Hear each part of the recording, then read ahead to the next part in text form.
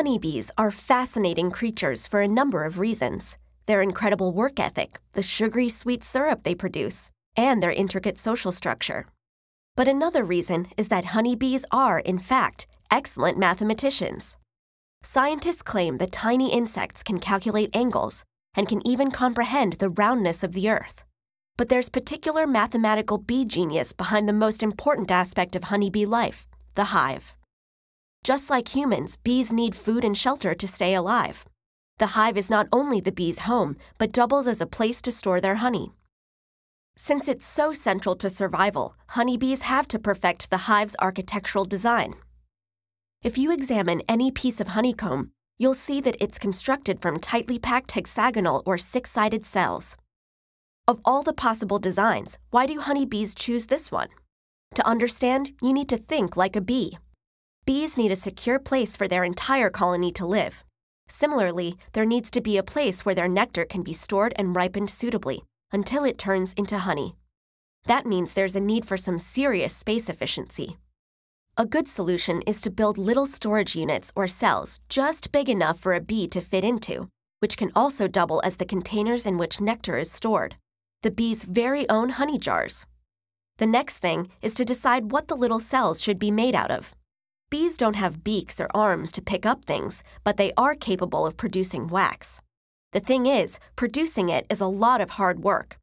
Bees have to consume 8 ounces of honey to produce just 1 ounce of wax, so they don't want to waste it.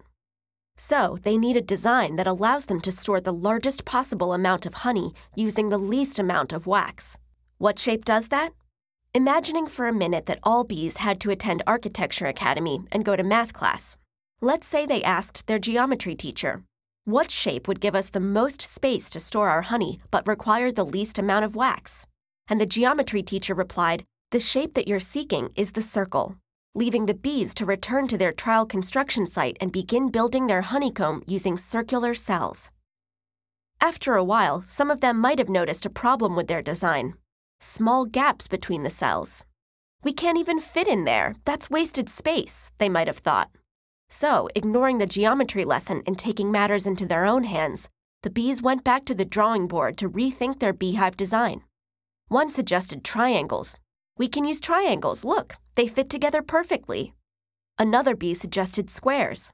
Finally, a third bee piped up and said, pentagons don't seem to work, but hexagons do. We want the one that will use the least amount of wax and be able to store the most amount of honey. Yes, I think that's the hexagon. Why? It looks more like the circle than the others. But how do we know for sure?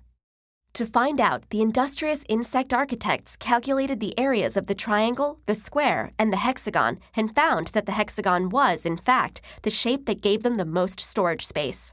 They agreed on an ideal size and returned to work. The space-efficient comb that is a bee's trademark today is probably the result of this trial and error, but over long periods of evolutionary history. However, it paid off. Peek into any hive, with your protective goggles and netting on, of course, and you'll see the end result, a beautiful, compact honeycomb that any architect would have been proud to design.